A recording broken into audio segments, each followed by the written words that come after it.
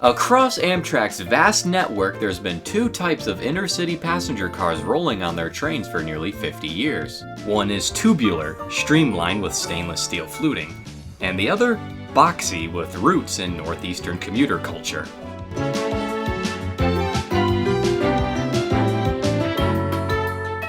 It's a story I've told many times before, but here we go again. America's new fascination in the 1960s was the freedom and flexibility offered by automobiles and the faster speeds achieved by airplanes. Passenger trains were bleeding money for the railroads, and they often lacked funds to provide basic upkeep for their services and infrastructure. Despite waning interest in trains, people weren't looking for passenger trains to die out entirely. So quite frankly, they were fed up with the ratty quality. This car isn't too comfortable. They used to have better cars on this than they do now. Thus, the government created Amtrak in May 1971 to take over most inner-city and long-distance passenger services in the US, allowing the other railroads to focus on their profitable freight business. Initially, the quality of passenger trains didn't change much. Amtrak's equipment was a hodgepodge of inherited stock from their original owners, often dating back to the 1940s and 50s, and it suffered from neglected maintenance. New paint could only go so far, as there was still the matter of broken air conditioners, toilets, lights, and over 20% of their cars being out of service by 1974. Thankfully, Amtrak already had the blueprints for a modern replacement. Between October 1973 and April 1975, they placed a couple orders for a total of 492 cars from the Budd Company.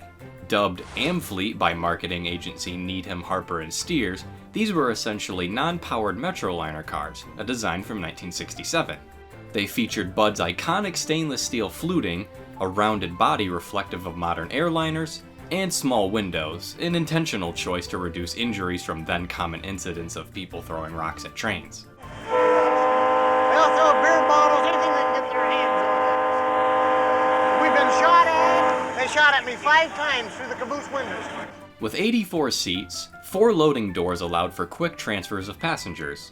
Riding on Budd's Pioneer trucks, they could reach speeds of 125 miles per hour.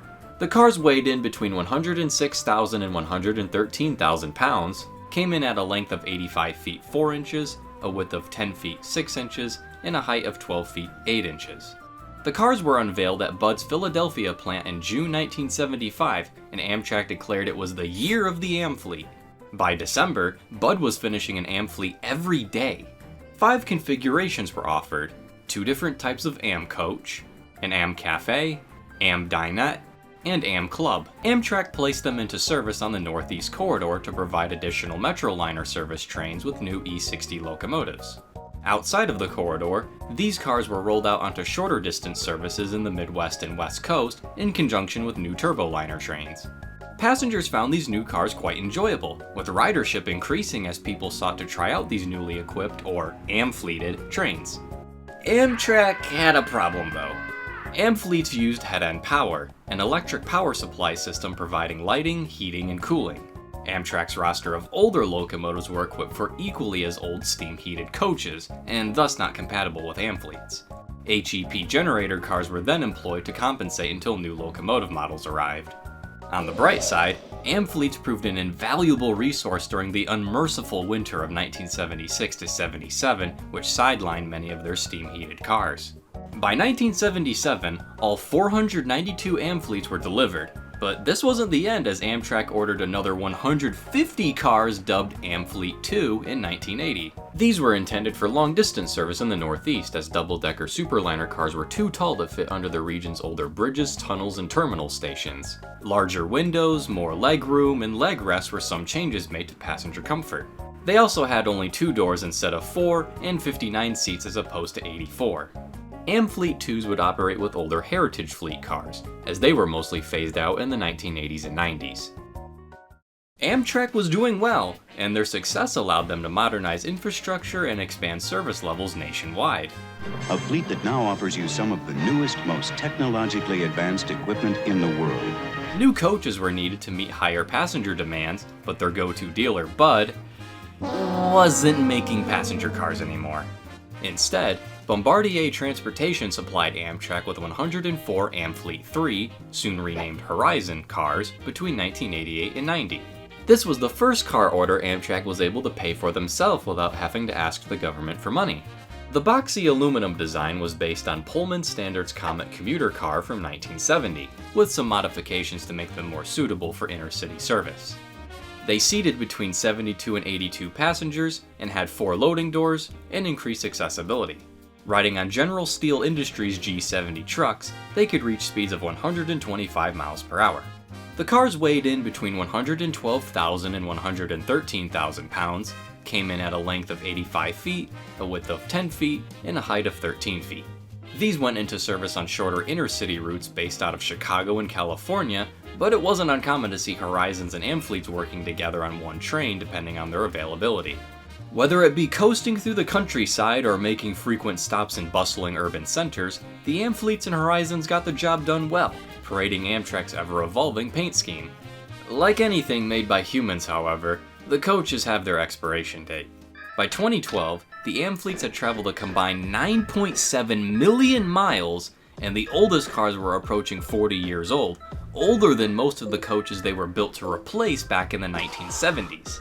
Granted, there's better technology to keep stuff like this in service for longer, but it's still an interesting perspective. Similarly, the Horizons were due for a refresh. From 2017 to 2020, Amtrak initiated an interior overhaul program for the cars to breathe some new life into them, including new seats, carpeting, lighting, curtains, and a redesigned cafe galley.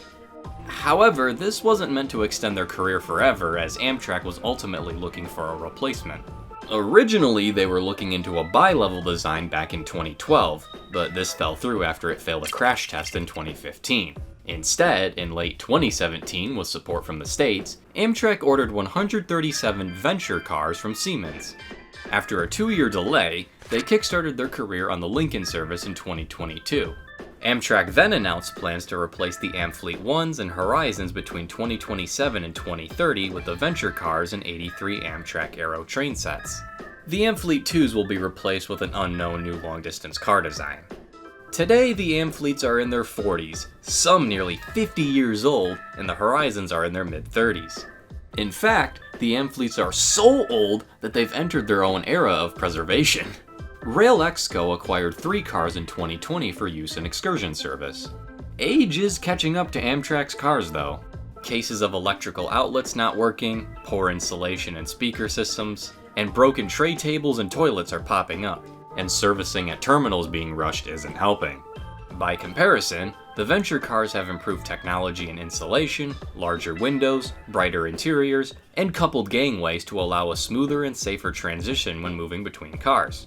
They certainly aren't perfect though, as passengers have complained about the stiff seats that can't recline, lack of leg and footrests, and no seats in the cafe car. Who thought this was a good idea? For now, Amtrak's Amfleets and Horizons continue to soldier on, sometimes working alongside their successor.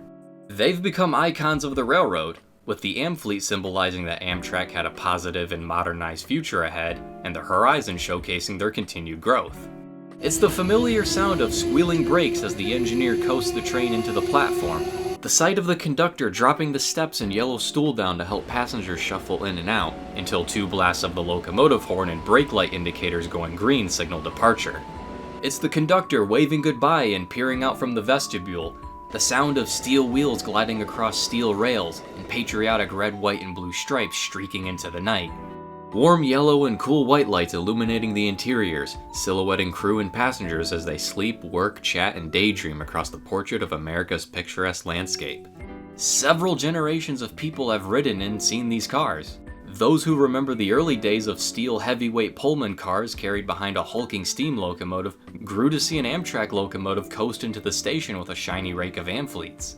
Now's your time to catch these cars in action, as Venture cars slowly begin to replace the image of 1970s and 80s passenger trains, with one that is hopefully symbolic of a bright future ahead for Amtrak.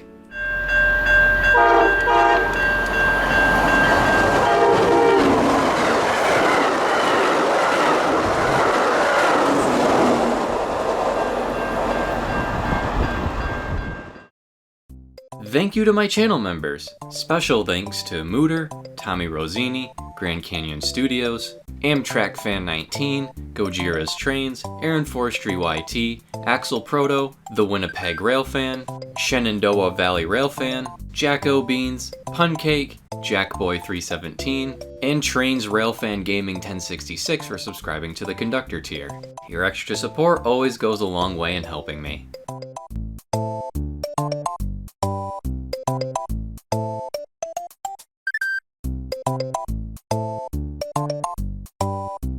Thanks for watching, and I'll see you in another video.